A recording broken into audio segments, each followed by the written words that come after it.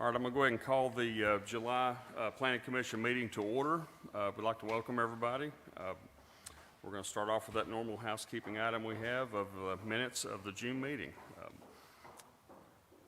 I'll entertain a motion to accept those minutes. Second. All right, we have a motion and a second to approve the minutes from the June meeting. All those in favor acknowledge by saying aye. Any opposed? Hearing none, the motion carried. All right.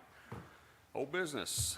We have a special use permit to allow digital billboard located at 46 Bradley Cove Road, submitted by Vision Outdoors Media, LLC, on behalf of Winslow Holdings, LLC.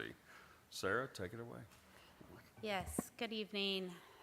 So this is special use permit for Winslow Holdings Billboard. I don't know how many of you were here for the Board of Adjustment meeting, but the Board of Adjustment did grant a variance for this special use permit. So I have my presentation one of two ways, so I'll kind of be skipping through some things. With that, you guys are familiar with the existing conditions. This is that off-premise Exxon sign over off of the interstate next to the Welcome to Russellville. I'm sure you remember this from last month. These are the same review comments that I had from the last meeting. The sign dimensions, they're doing the 60-foot tall, 672 square feet. The Board of Adjustment did approve the variance. That therefore reduced the distance allowed for this sign from the adjacent sign to be 675 feet. And so they have then, with that variance, met this condition. And then the one item that we are still needing confirmation on would be the design standards, that it will have to have the brick or stone veneer, other exterior facade material for a minimum of 75% of the structure. So with that, the staff does recommend that you would approve this application with the following condition: that the reconstructed sign will meet the design standards outlined in the Russellville zoning code. As a result of the findings below, that the Board of Adjustment granted a variance reducing the spacing requirement to 675 feet instead of the 1,000 linear foot requirement. That is my staff report. Are there any questions? Thank you, Sarah. We don't have anybody to speak on that. Or Cody, you got anything, or Mr. Wooten, you got anything to add to that? I mean, I just said if you have any questions, I think most of them are here. Okay. All right, commissioners, what is your pleasure? Motion to approve. Oh, we have a motion to approve. I'll second it. We have a motion and a second. All those in favor of approval here, acknowledge by saying aye. Any opposed? Hearing none, the motion carried. All right. All right. New business. Special use permit to allow auto record service and an auto repair garage business in a C2 zone located at 3933 East Main Street, submitted by Cogswell Motors on behalf of GCK Properties, LLC. Sarah, you have a staff, or Victoria, you have a staff report. Yes, sir. So again, I've got a presentation. This is a special use permit at 3393 East Main Street. It's a special use permit for an auto wrecker service for Cogswell. The existing conditions: this property was previously a vacant warehouse building. Cogswell Wrecking Service began renovating the property at the beginning of this year, utilizing the existing metal frame of the structure on the site. Staff was initially unaware that the site improvements were going to be as substantial as they are. The property is located adjacent to an RV service business to the west, Fastenal to the east, residential properties and Beacon Tire to the south, and I-40 to the north. The property and all surrounding properties are zoned C2, highway commercial, and the residential development to the south is zoned R2. So in our review, this property has undergone a full renovation in the last several months, in which the building on the site was taken down to just the metal frame and then reconstructed from there. The intent of the zoning code is that when a property is redeveloped, that it would come into full compliance with the standards of the zoning code. This did highlight a gap that we found in the zoning code this specific renovation. As the code does not account for a full renovation of a site such as this, and instead creates a threshold based on the physical expansion of a site or of a building. Staff has noted this gap and will be taking this to the next long-range planning committee meeting so that we can kind of address this gap in the code. So based on this intent, staff is requesting 2 trees and 3 shrubs be planted on the west side of this property in front of the fence because although they're not having to come into full compliance with the landscaping code, we are requesting this to kind of come closer into compliance. Building permits cannot be issued to a meets and bounds property, therefore a property boundary verification is going to be required. The applicant has shown that they are complying with the automobile wrecking junkyard regulations, including an 8-foot site obscuring fence surrounding the gravel kind of towing yard, and the applicant has shown compliance with regulations for an auto repair garage. They're going to be doing some auto repair of their towing vehicles at that site, so we wanted to make sure that they came into compliance with that section of the code, as auto repair garages are permitted within a C2 zone as long as certain conditions are met, and they did meet those conditions. Additionally, the renovated structure is in visual harmony with the surrounding buildings, and the facade material does meet the intent of the zoning code. The applicant has confirmed that they are compliant with the Arkansas State Towing and Recovery Board standards. The last item was the parking. The applicant has submitted a parking analysis that indicates the site will provide adequate parking, including 1 ADA space. We do have to sort out the parking layout with them, and we're just asking that that condition be placed on them prior to certificate of occupancy. We have talked about this with the applicant. We just were unable to confirm from the site plan that they submitted. It appears to staff that they do not have adequate paved area with the degree of parking that they've proposed for adequate ingress and egress for the vehicles parking on site. So that parking layout compliance, as stated, must be confirmed prior to certificate of occupancy. So it is staff's recommendation that you all approve this special use permit with the following conditions. The applicant apply for a property boundary verification and confirm parking compliance prior to certificate of occupancy, and plant 2 trees and 3 shrubs on the west side of the property in front of the fence. As a result of the findings that the applicant demonstrates compliance with the regulations within Article 2.10 of the Russellville zoning code, and the proposed use is in line with the adjacent uses in this district, and current traffic routes are constructed in such a way to handle the traffic for this business. And that is my staff report. Any questions?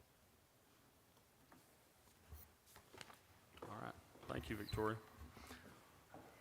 Commissioners, do we have anybody nobody's requested to speak? All right, Commissioners, what's your pleasure on this? Okay. Oh, do they? Oh. Oh, I'm sorry. Okay, yeah, go ahead and step up to the mic if you would and identify yourself, please.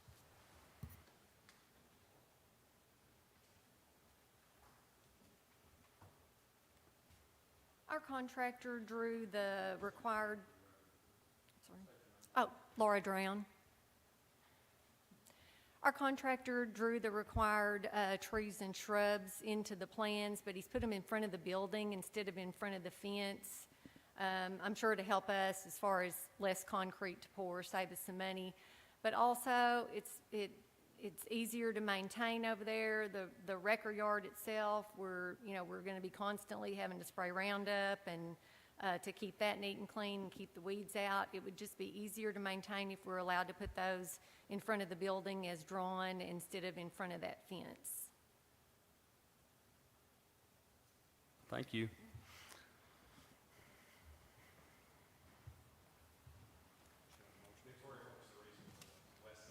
We do have a motion. Yeah, absolutely. So We were specifically asking for that western portion in front of the fence just to add further screening for this gravel kind of storage area. So that was our intent with asking for that specific location.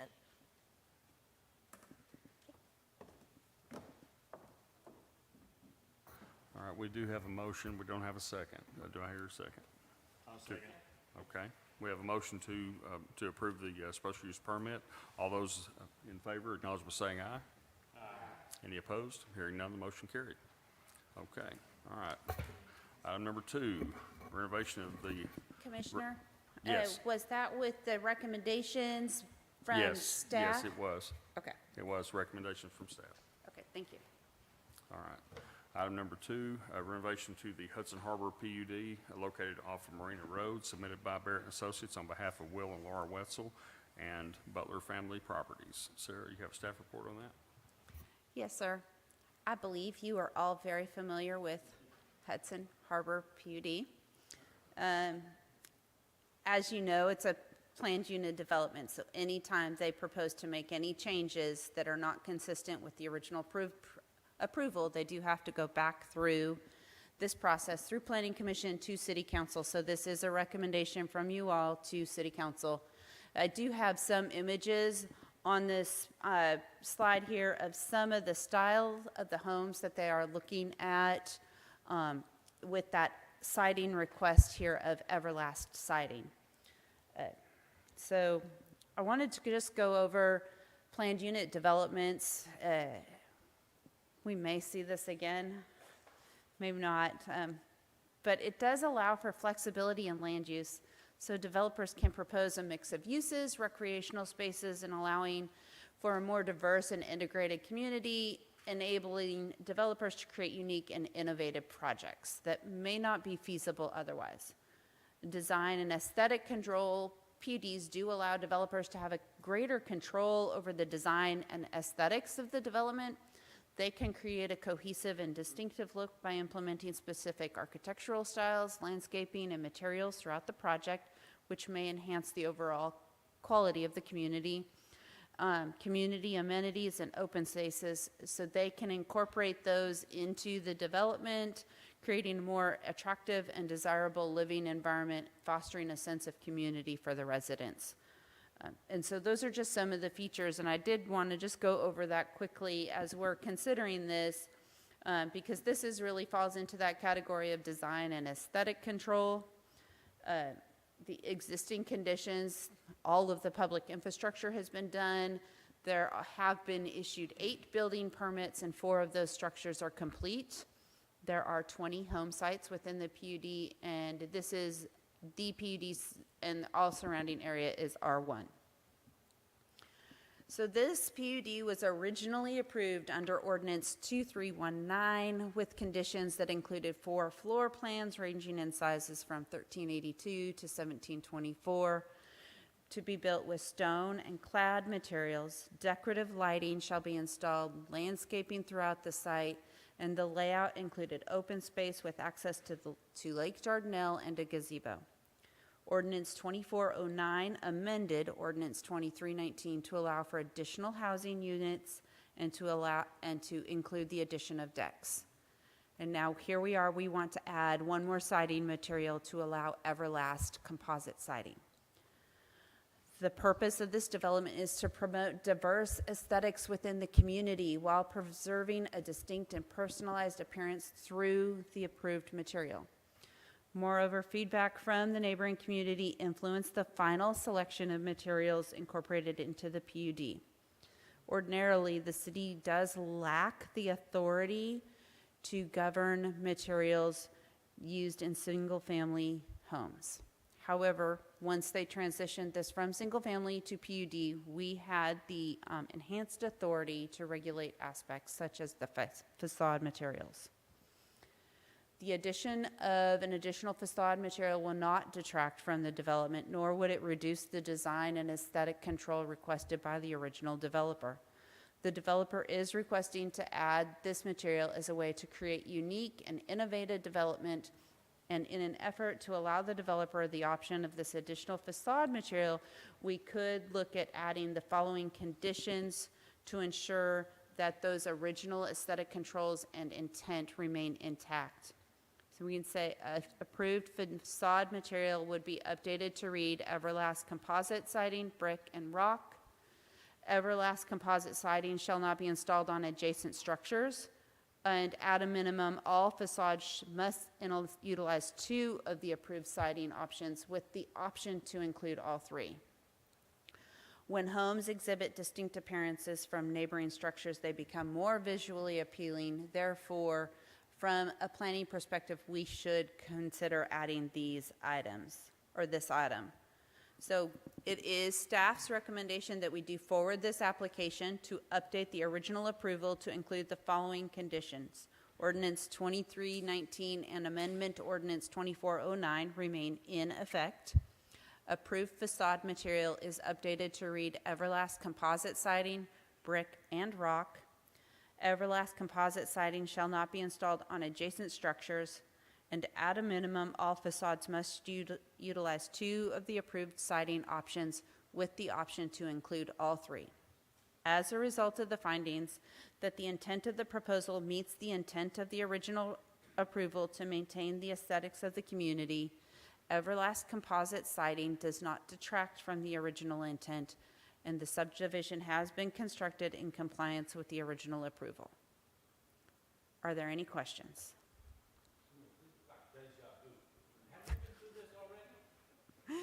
Yes, sir.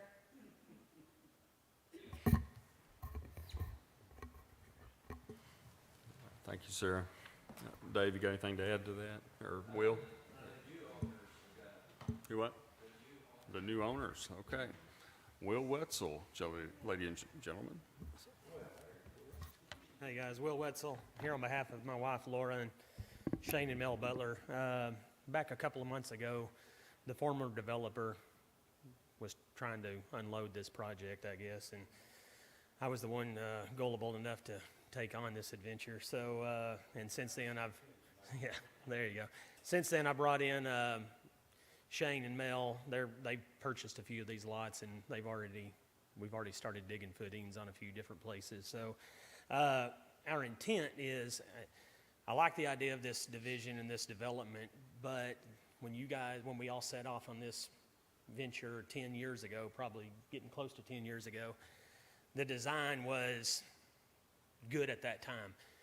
I think things have changed. So I think that if you travel around the state, you find some more aesthetically pleasing options in some neighborhoods, and even some that have been around longer, such as Hendricks Village or some in northwest Arkansas that you guys might be familiar with. But a lot of them include this new, like Everlast vinyl siding. It's not your typical siding. It's thick. It's a hardy material. So I brought a couple of samples here tonight if you'd like to see them. But anyway, our intent would be to try to make it a little more pleasing aesthetically, and try to get these built out. We know we have a housing need in our community, and we're looking to try to help rectify that. So the only issue I have with the way the staff has it recommended is on number 3, they wanted it not to be on adjacent structures. It was already in the recommendation that there's multiple and different housing floor plans that have already been decided on, and so those are already aesthetically different on their own. And we would want to do it in a way to where they would be different colors and different schemes, of course. We're not going to have 2 like-kind, look-alike properties right next door to each other. But I would like to see that kind of changed if possible, and just try to get this approved. Any questions you guys might have? I know this has been an ongoing sore subject, and we're trying to clean that up for everybody. You know. Thank you, Will, for taking that on for us. Yeah, there you go. Appreciate that. Doing what I can. All right. On that material you have right there, is that what's in Overland Park? Some of it is, Some yeah. on They that have a few houses that were cul-de-sac? built over there. It's this new Okay. material that, Yeah, it looks good. yeah, it's actually really good stuff. What is actually the difference? In this, well, if you're familiar with some old vinyl siding, kind of see this is It's like the Trex deck type Oh, stuff. yeah, that's more like, you can't really put a rock through it like with a motor. It's that recycled. but this is what you're proposing? Yes, yeah, we're gonna put that on. We can put the blend of the brick or rock or different things.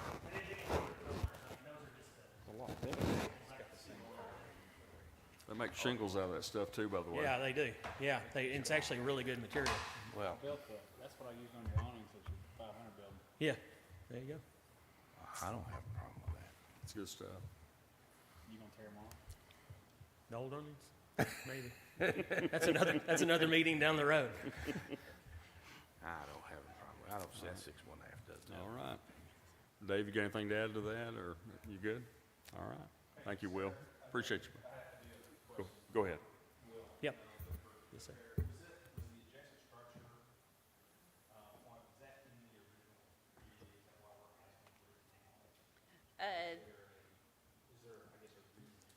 It wasn't in the original approval, it was just the two different ones.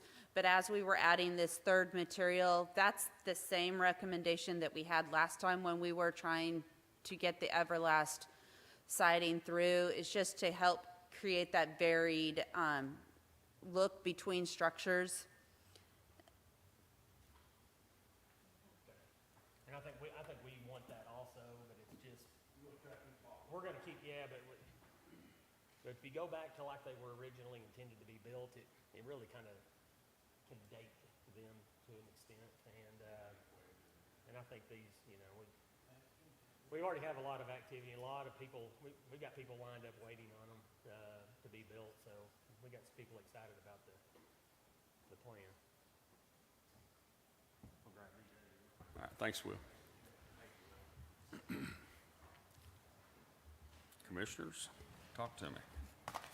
Sir, we didn't have any stipulations in regards to, say, brick or rock or anything like that, differences that they could do, anything. In the original approval, we required that they have the two materials on each building, on each facade. They had to have brick and rock.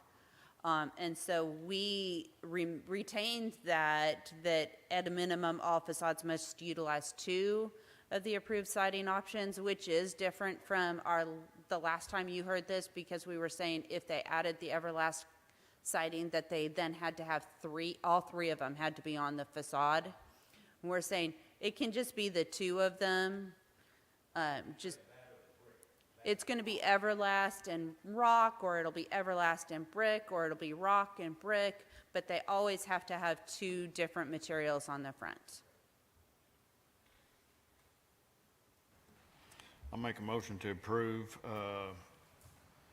omitting, everlasting composite siding will not be installed on adjacent structures. Okay, we have a motion to approve. We have a motion and a second. All those in favor acknowledge by saying aye. Any opposed? Hearing none, the motion carried. All right. We have a request to table item number 3 here. It's rezoning of the property of R1 to R0 located at 1805 West Main, submitted by Lighthouse Companies on behalf of Deanna Arvet. Everybody saying that right? Arvet? Okay, I'll entertain a motion to table that. I'll make a motion to table it. So, all right. And we have a motion and a second to table this item till the following meeting, or till next month. All those in favor acknowledge by saying aye. Any opposed? Hearing none, the motion carried. All right. All right, the item number 4, last item here is rezoning a property from R1 to C2 located at 300 block of Hobnob Road, submitted by Barrett and Associates on behalf of Legends Resort and Casino LLC. Sarah, you got a staff report on that? Yes, sir. So this is a request to rezone this property. It's going to be rezoned from R1 to C2. And at the request of the city, the little area in the yellow box was added to their application so that we weren't leaving any spot zoning, because it would be in between three C2 properties, and so they did add that little box in the yellow to their application. The existing conditions: this is located south of Hobnob Road, off of Interstate 40. It's a vacant property. It's currently zoned R1. The portion south of Hobnob is primarily zoned R1, single-family residential, with 2 areas adjacent to the interstate zoned C2 highway commercial. And in this area, you have some businesses, including state police driver testing facility, a gravel facility, RDOT highway storage yard, and agricultural property. And there are no single-family residential properties along Hobnob Road between Weir Road and Bradley Cove Road. During the large-scale development process, the applicant was notified that this area needed to be rezoned prior to the construction of the detention pond on this portion of the property. As you know, the rest of the development is north of Hobnob, but they had a detention pond for the entire facility that was south of Hobnob, and we did request at that time that they needed to rezone this from R1 to either C2 or C5, and they have chosen to go with C2. There are 3 items that you look at when considering rezoning the property. The first one is future and current land uses of the area. Many of the properties along Hobnob between Weir Road and the Alaska Trail intersection are undeveloped or commercially or industrial developed properties. With the casino proposed along the north side of Hobnob and the likelihood of commercial development coupled with future land uses being suburban center, it is reasonable to consider that single-family residential may not be the highest and best use of this property. The second item to consider is the Reimagine Russellville Comprehensive Plan, and we use that as a guide for decision-making. That plan defines this area as suburban center, which are large commercial centers in the city. They are well-landscaped complexes. And those are just some cutouts from the description. So if we use that description from the comprehensive plan, it would suggest that if approved, this area would be more accurately zoned as C2 highway commercial. And then value or income potential of the property is the last thing you consider when rezoning. And typically, when you change the zone from R1, single-family residential, to C2, highway commercial, that would increase the income or value potential of those properties. However, many of the surrounding properties have already been purchased at rates much higher than you would anticipate. And this request is not being made as a result of trying to gain an income or value increase for this. And moreover, this is in alignment with the comprehensive plan and will accurately reflect future growth within this area. So as a result of this, we do recommend that you would forward this application to the City Council for approval of the request to rezone the property from R1 single-family residential to C2 highway commercial as a result of the findings that the application is in line with future and existing land uses within the area. The proposal aligns with Reimagine Russellville 2040 Comprehensive Plan, and the value or income potential of property should remain the same. Are there any questions?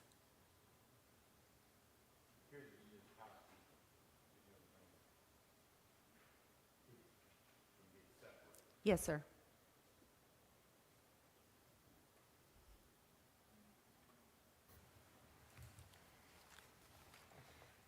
Dave, you got anything to add to that? Okay.